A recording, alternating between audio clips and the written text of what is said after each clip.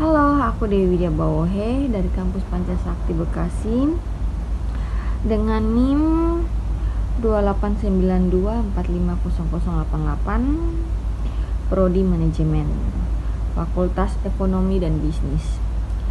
Baiklah, kita langsung masuk dengan pokok pembahasan. Langsung ke inti-intinya saja ya.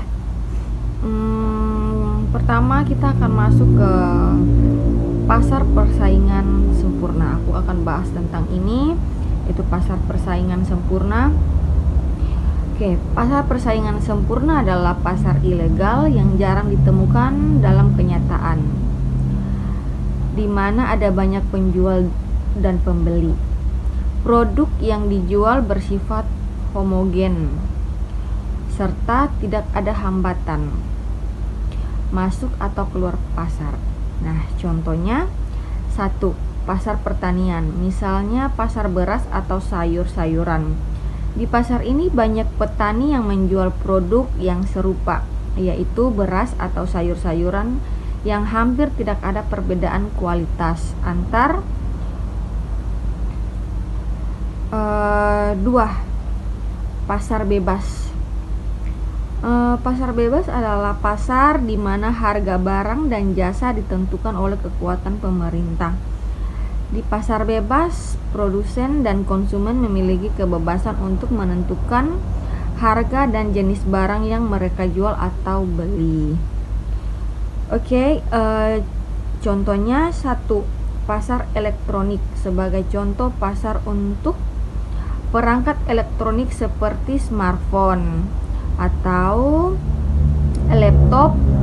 Harga dan jenis produk ditentukan oleh produsen dan konsumen berdasarkan permintaan dan penawaran di pasar, dan pemerintah tidak mengatur harga atau produk secara langsung.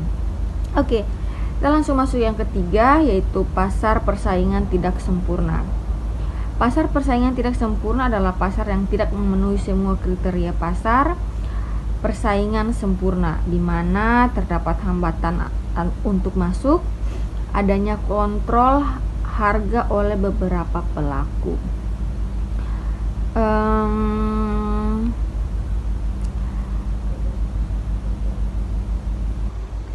Kita bahas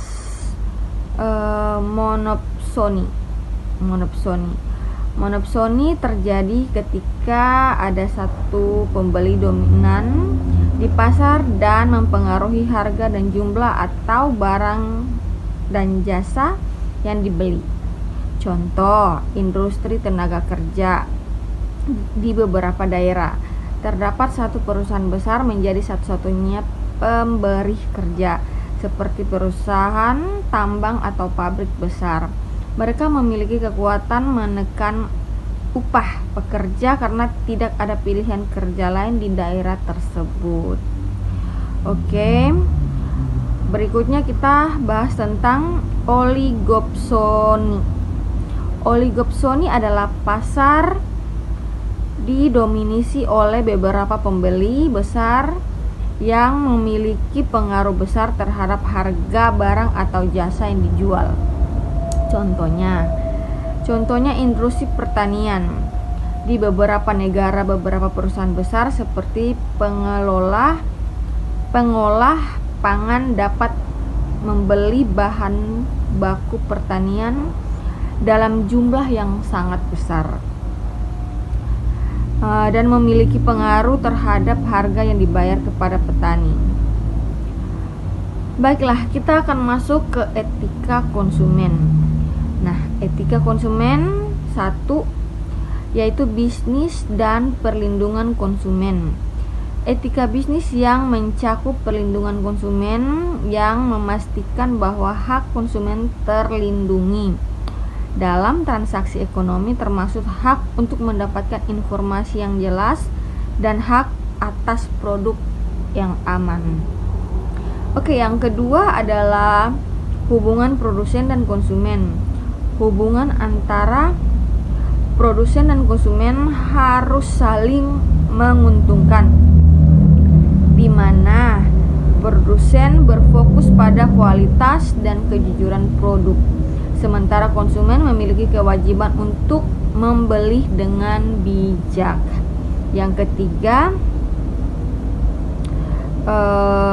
adalah kasus etika konsumen. Contoh kasus bisa berupa produk yang tidak memenuhi standar keselamatan atau perusahaan yang tidak memberikan informasi yang jujur mengenai produk mereka. Oke, kita akan masuk ke etika periklanan. 1. Fungsi iklan. Iklan berfungsi untuk memberikan informasi tentang produk atau jasa kepada konsumen, menarik minat mereka untuk mempengaruhi keputusan pembeli. Iklan juga digunakan untuk membangun citra merek. 2. Jenis-jenis iklan. Jenis iklan bisa berupa iklan komersial, iklan sosial, iklan politik, dan iklan edukasi. Setiap jenis iklan memiliki tujuan dan strategi yang berbeda. 3. Contoh kasus periklanan.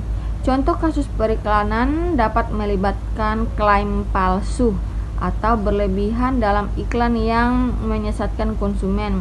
Misalkan iklan yang mengklaim bahwa produk tertentu dapat menyembuhkan penyakit tanpa bukti ilmiah yang jelas. Baiklah teman-teman, demikian pembahasan aku hari ini, dan